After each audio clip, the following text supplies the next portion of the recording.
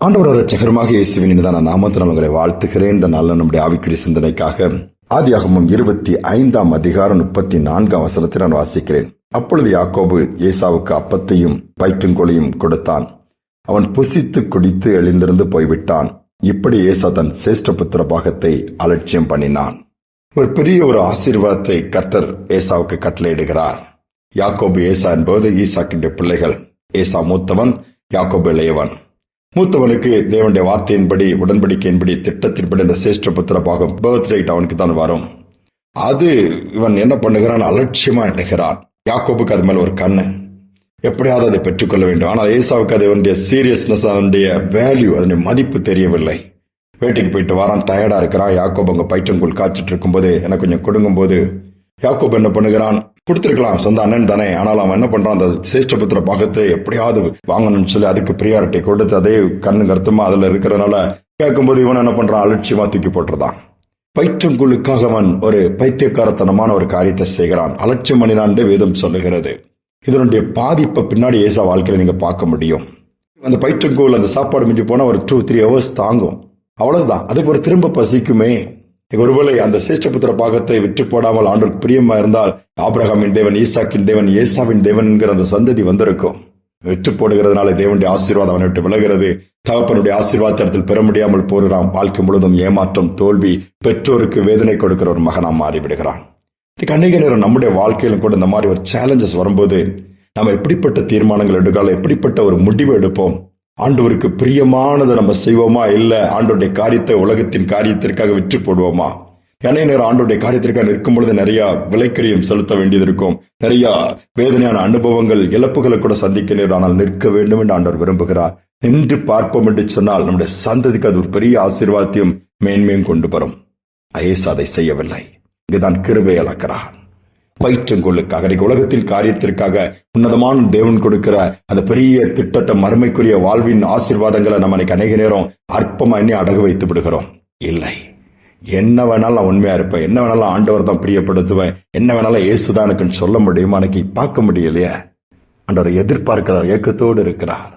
ஒரு அருமையான சகோதரர் கேஷியரா ஒரு கம்பெனில வேலை செய்யறாரு. நல்ல பணப்புழக்கம் நிறைந்தது. அவர் நினைச்சா எவ்வளவு வேணாலும் சம்பாத்தியம் பண்ணலாம், அந்த மாதிரி பொறுப்பு.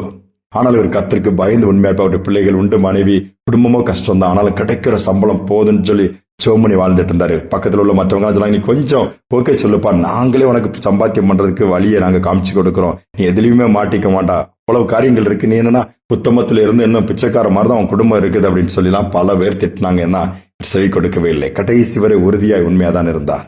உண்மையா இருக்கனால அந்த கம்பெனில ஒரு பெரிய ரிவார்டு எதுவும் கொடுக்கல, ஆனால் அது போதும் என்று சொல்லி இருந்தார். கொஞ்ச காலம் கஷ்டப்பட்டாரு. பிள்ளைகள் படித்த ஆளானாங்க. எல்லாருக்குமே ஒரு பெரிய கவர்மெண்ட்ல ஒரு பெரிய லெவல் போஸ்டிங்க கர்த்தர் கொடுத்தாரு. ₹1 கூட செலவு இல்லாம படிச்சாங்க. போஸ்டிங் ஸ்காலர்ஷிப் கிடைச்சது. நல்லா எல்லாத்துலயும் மார்க் ஸ்கோர் பண்ணாங்க. எல்லா எக்ஸாம்ஸ் எல்லாம் பாஸ் பண்ணாங்க. பிளேஸ்மெண்ட் கவர்மெண்ட்லேயே ஆட்டோமேட்டிக்கா அந்த பிள்ளைகள் நல்ல நிலைமைக்கு வந்து ஆசீர்வாதத்தை சொன்னி. காரணம் தெரியுமா? அந்த தகப்பன் உண்மையாக இருந்ததினாலே. இந்த தகப்பன் ஆண்டவருக்கு பிரியமா இருந்தல. எவ்வளவோ சம்பாத்தியம் பண்ணுவதற்கு வழி இருந்தாலும் ₹1 கூட தவறான வழியில என் வாழ்க்கைக்கு வரக்கூடாது, என் குடும்பத்துக்கு வரக்கூடாது. அது ஒருவேளை மற்றவங்க பார்வைக்கு பணமாக தெரியலாம், அது ஒருவேளை ஆசீர்வாதமாக தெரியலாம். வேதம் சாபம் என்று சொல்லுகிறது. வேண்டாம் என்று உறுதியாக நின்றார். இந்த உலகத்தின் காரியத்திற்காக ஆண்டவருடைய அழைப்பை, ஆண்டவர் கொடுத்த அந்த உண்மையான காரியத்தை ஒருபோது அவர் விற்று போடவில்லை. நம்முடைய வாழ்க்கை சற்று யோசித்து பார்ப்போம். கஷ்டம் இருக்கத்தான் செய்யும், குறுக்கு வழி பல இருக்கும். ஆனா நம்ம போக முடியாது. உலகத்தார் போகலாம், மற்றவர்கள் போகிறார்களே, ஆண்டவருடைய பிள்ளைகள் உண்மையா இருக்கணும்னு ஆண்டவர் எதிர்பார்க்கிறாரு. அது நிமித்தம், நீதி நிமித்தம் கஷ்டப்படுறீங்களா, உண்மையா இருக்குன்னு கஷ்டப்படுறீங்களா, பாக்கியவான்கள் வேதம் சொல்லுது. கிருபை ஒரு நாளும் அப்படிப்பட்டவங்களை விட்டு விலகாது. அந்த கிருபை போதுமானதாக இருக்கும். ஒரு நாள் வரும், அவருடைய பிள்ளைகள் மேல அந்த கிருபை வரும். கிருபை உண்டாகும்படியா கர்த்தர் செய்து அவங்க வாழ்ந்திருப்பாங்க, உயர்ந்திருப்பாங்க. நம்முடைய வாழ்க்கை ஆண்டவர்கள் முழுவதும் ஒப்பு கொடுப்போம். ஏசாவை போல அல்ல. சிரேஷ்ட புத்திர பாகத்தை விட்டு போடுகிறான் சாதாரண அழிந்து போகிற காரியத்திற்காக. அழியாமையுள்ள தேவன் எவ்வளவோ ஆசீர்வாதங்கள் நமக்கு வச்சிருக்கிறாரு. அதற்காக எதை வேணுமானால் இழக்கலாம். அது ஆவிக்குரிய காரியங்கள், ஆண்டோடைய காரியத்தில் நாங்கள் இழக்க மாட்டோம் தீர்மானம் எடுப்போமா? நம்முடைய சந்ததி ஆசீர்வதிக்கப்படும். அன்பின் தகப்பனை இந்த நல்ல நாளுக்காக, நேரத்திற்காக நன்றி செலுத்துகிறோம்.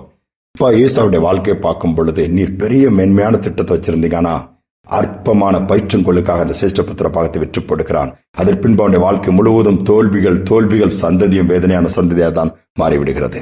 எங்கள் வாழ்க்கையில் நாங்கள் எல்லாவற்றிலும் தாழ்வானாலும் சரி, கடினமான பாதையானாலும் சரி, கஷ்டமானாலும் சரி, நஷ்டமானாலும் சரி, உண்மை சார்ந்து உமக்கு முன்பாக உண்மை உத்தமமா இருந்து நியமித்திருக்கிற பாதையில் ஓட உதவி செய்யுங்க. இருக்கிறது போதுன்னு சொல்ல பண்ண சொல்லுங்கப்பா. கடைசி வரை நிலைத்திருக்க கிருபை பண்ணுங்க. இந்த உலகத்தின் காரியத்திற்காக நாங்கள் உண்மை இழந்து விடக்கூடாது, உம்முடைய அன்பை இழந்து விடக்கூடாது. நீ வைத்திருக்கிற ஆசீர்வாதத்தின் மறுமையின் மகிமையான வாழ்க்கை நாங்கள் இழந்துடக்கூடாதுப்பா. அந்த கிருபையை கேட்கிற ஒவ்வொருவருக்கும் உண்டாகட்டும். தைரியப்படுத்துங்க. ஒருவேளை நான் உண்மையா இருக்கிறேன், எனக்கு வேதனை தான், யாரும் என்னை புரிஞ்சிக்கல, நீ பைத்தியக்காரன் சொல்றாங்க, நிறைய பேர் அப்படிப்பட்ட நிந்தனைகள் கடந்து போற பிள்ளைகளையும் நீங்க தூக்கி எடுத்து தட்டி கொடுத்து தைரியப்படுத்தி தொடர்ந்து நிலைத்திருக்க ஓட உதவி செய்யப்பா. கிருபை பாராட்டுவதற்காக ஸ்தோத்திரம். தைரியம் கொடுப்பதற்காக ஸ்தோத்திரம். நன்மை செய்வதனால் தீமை வருகிறது என்று புலம்புகிற பிள்ளைகளுக்கும் புது பலனை கொடுங்கப்பா. தொடர்ந்து நன்மை செய்ய உதவி செய்யுங்க. துதிகனமை ஏற்றுக்கொள்ளும் இயேசுவின் நாமத்தில் பிதாவே, ஆமேன், ஆமேன். ஆண்டவருடைய காரியத்தை எதுவுமே நாம் அற்பம் பண்ணாதபடி, அலட்சியம் பண்ணாதபடி, பிரியாரிட்டி முக்கியத்துவம் கொடுத்து ஆண்டவருடைய காரியத்தை காத்துக்கொள்வோம். ஆண்டவர் தொடர்ந்து நம்மை மட்டுமல்ல சந்ததியை ஆசீர்வதிப்பார். இந்த சிந்தனையோடு இந்த நாளை தொடர்வோம். மீண்டுமாய் நாளை தினம் சந்திப்போம்.